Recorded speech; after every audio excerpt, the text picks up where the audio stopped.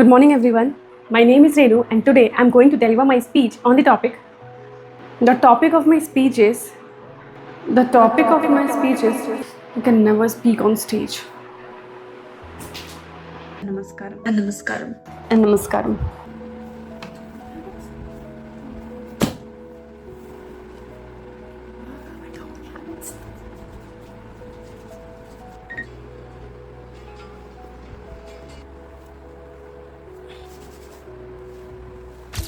Out of all these memories, there is one I can never forget. I remember I was 17 preparing for medical entrance exam. At that time, I genuinely believed that there was only one version of my future, that is becoming a doctor. And because I believed that, I also thought I already knew who I was. But here I am today, living a life I never imagined, doing work I never imagined I would love, feeling more peaceful and more grateful than that 17-year-old version of me could ever have predicted. If someone had showed me this moment, me sitting here talking to thousands of people today, I wouldn't have believed them. In fact, I probably would have dismissed it completely because it didn't fit the story I had already written about my life. Strange, isn't it? Every version of me believed this is just who I am. And without realizing it, every version was also saying this is probably who I'll always be. And every version eventually turned out to be wrong. Just think about your 14-year-old self. What were they absolutely certain about? That they would never wake up early, or they would never enjoy reading, or they would never need any sort of meditation, or they would never ever talk to any strangers, neither they could speak confidently, and nor they could love anyone. But look at you today. And this makes me wonder that if we have already changed so much, why does today's version of us still feel so permanent? Why do we find it so hard to imagine becoming someone different? And actually, every one of us is quietly making that same mistake. Every time we say, I'm not just that kind of person, we think we are describing ourselves, but we are actually making a prediction about who we will be tomorrow. As for example, the shy kid thinks he will always be shy. Someone who hates reading believes they will always hate books. Someone who says they will never wake up early genuinely believe that they're describing a permanent truth. The question isn't, do people change? After seeing all this, we know that they already do. But why do we keep underestimating how much we will change in the future? And why do we drop our commitments for our future? A few years ago, psychologists wanted to understand this very question. So they conducted a fascinating study that involved thousands of people between the age group of 18 to 68 years. And to them, instead of asking some complicated questions, they asked something surprisingly simple. One group was asked, how much have you changed in the last 10 years? Your personalities, values, hobbies, your favorite music, and your closest friend. Another group was asked, how much do you think you will change over the next 10 years? The question sounded almost too simple, but the answers revealed something very fascinating. Almost everyone believed to one thing. Looking back, they had changed a lot. Their priorities, personalities, relationships, interests, everything has changed. But when those same people imagined their future, they expected only a little change. It didn't matter whether someone was 18, 30, 45 or even 60. Every age group made the same mistake. They all believed most of my change is behind me. Now, this is not just about those thousands of people who underwent the study. In fact, we all also make the same mistake. We look backward and see enormous change, but we look forward and expect almost none. And this tendency is known as end of history illusion. Not because history actually ends, but because we start believing I have finally become the person I'll always be. But think about it. A teenager getting a tattoo believes that they will always love it. Years later, they remove it, not because the tattoo changed, but because the person changed. The person who once loved Arijit Singh or Atif Aslam songs doesn't stop listening to their song because the songs changed, but because their preferences changed. So again and again, life keeps proving the same thing. We don't just underestimate change, we underestimate our own change.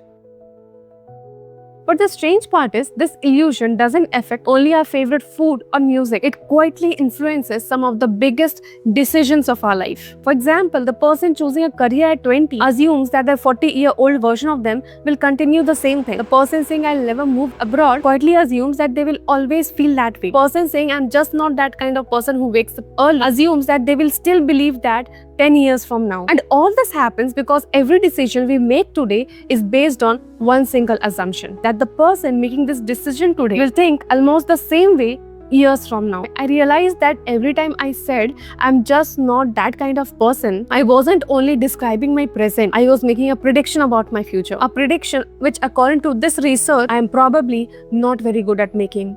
But then again, another thought crossed my mind while reading different research papers. If today's version of me isn't permanent, then why do I keep choosing today's comfort over tomorrow's possibility? Delay difficult work, ignore my health, even though I know that my future self will benefit it. We all have done it, right? We say, I'll start from tomorrow. Tomorrow comes and somehow today's comfort wins again. Why?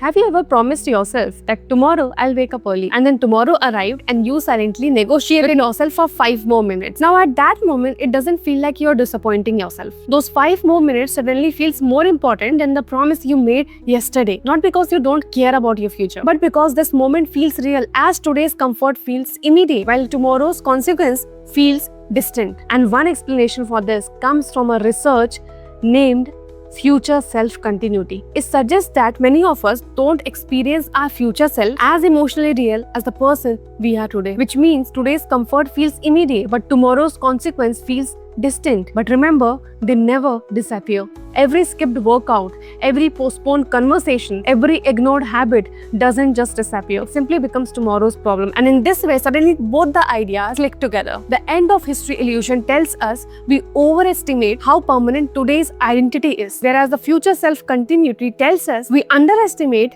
how connected we are to tomorrow's identity. And together, they create a trap. We hold on too tightly to who we are today and invest too little to who we could become tomorrow. And therefore, we make 2 major mistakes. First is, we assume that today's version of us is almost permanent. And the second, we end up treating tomorrow's version of ourselves like a stranger.